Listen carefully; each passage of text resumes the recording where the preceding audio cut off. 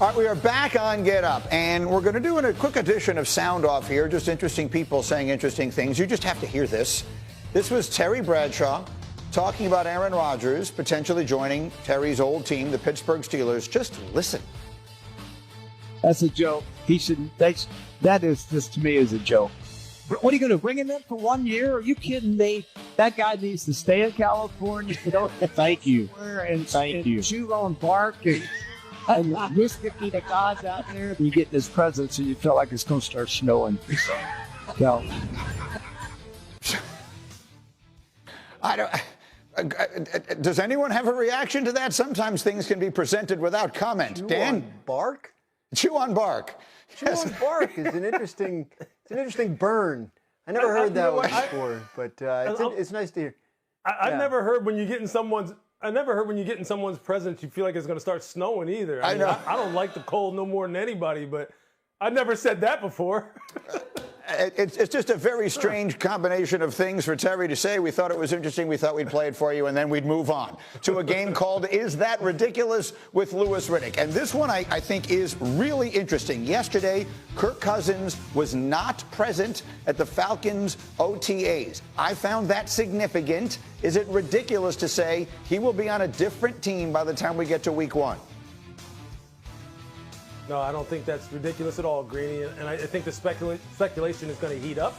I think this is obviously what Atlanta's front office is kind of banking on, that as we move through the offseason in the training camp, there's always going to be movement at the quarterback position. There's always going to be a team that figures, hey, look, we can level up with one of these veteran acquisitions somewhere, somehow, and maybe Kirk is that guy. And look, the speculation connecting him to Pittsburgh, I understand it, I get it. What does Arthur Smith run and play action pass? From 2018 to 2024, Kirk's time in Minnesota, his first year in Atlanta. The guy was top half of the league in terms of QBR on play action. He was number 3 in that time in CPOE, completion percentage over expected. He still has some time left in him. I think that offense would fit him, quite honestly. Let's just see where this all plays out, but I can definitely see that happening.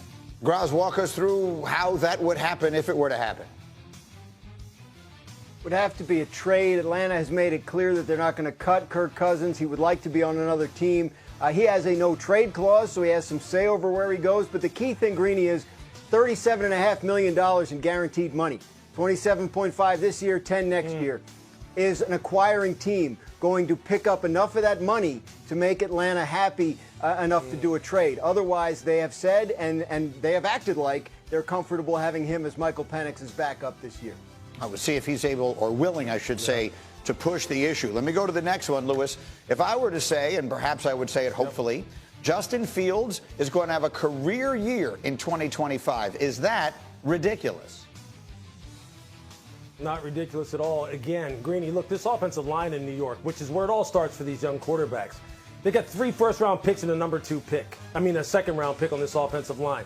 They've got to be better. They've got to establish the run, especially with the running backs that they have as well. And look, Tanner Engstrand, the new offensive coordinator, and we said it before, it's staring him right in the face as far as what, philosophically the approach should be for this team. Quarterback run, feature the running backs, lean on this offensive line, play action pass.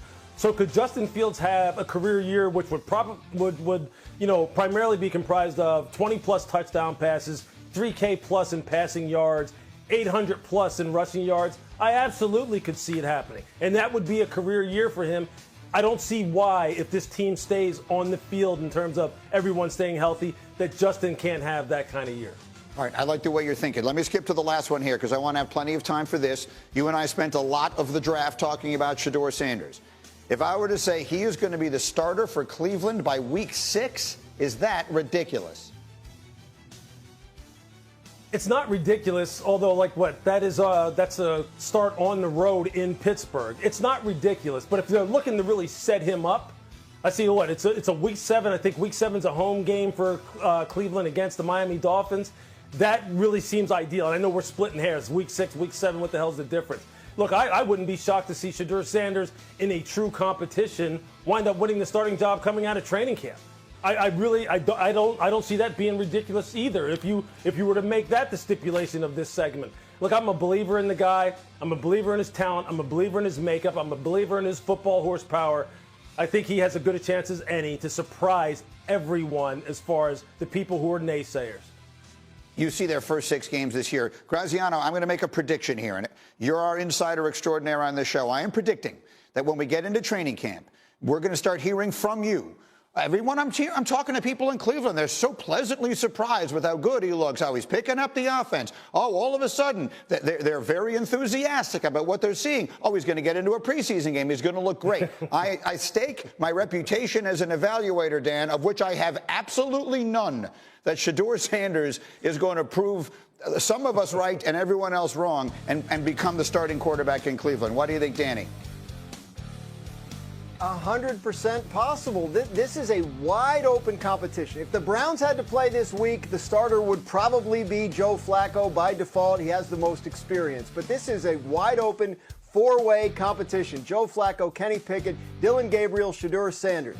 If Shedeur Sanders is the best guy out of those 4, if they get to the end of training camp and they feel like he's the guy that gives them the best chance to win their week 1 game, then I believe he will be the starter. This is what's beautiful about this. All the evaluations now from the outside folks are out the window, whether it's Lewis or you, Greeny, or Mel Kiper or whoever. Now we get to find out. It's going to be merit-based. If he's the best guy, he will play. Cleveland has set it up that way, and the fact that they drafted him where they did means that there's nothing that will trump that. It will be a true meritocracy, and he'll play if he's the best one. Yeah, I mean, they literally drafted another quarterback a round ahead of him. So we will see. Again, I have no reputation whatsoever as an evaluator like Louis Riddick does, and yet I'm willing to stake it on the fact that Shedeur Sanders is going to wind up being the player that Mel and Louis thought he was going to be. Bây giờ bạn ngày nay mình sẽ hướng dẫn các bạn cắt giãn, đó là quả ly. Bây giờ mình sẽ hướng dẫn các bạn cắt giãn nào.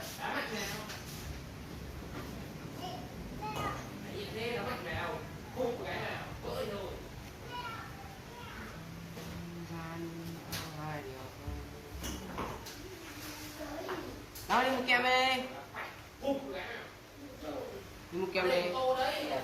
Anh có 10.000 rồi.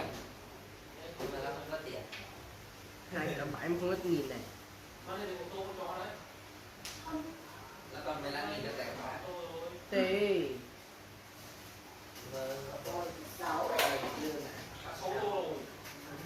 mà giỏi nhỉ.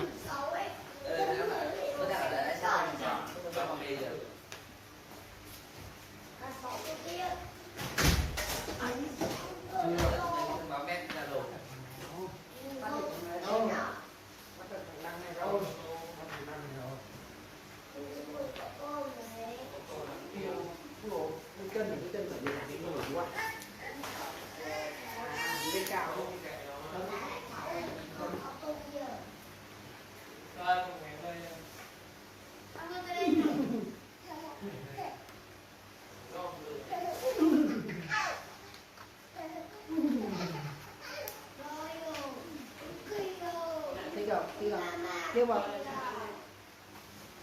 Kêu vào. Kêu vào. Cảm.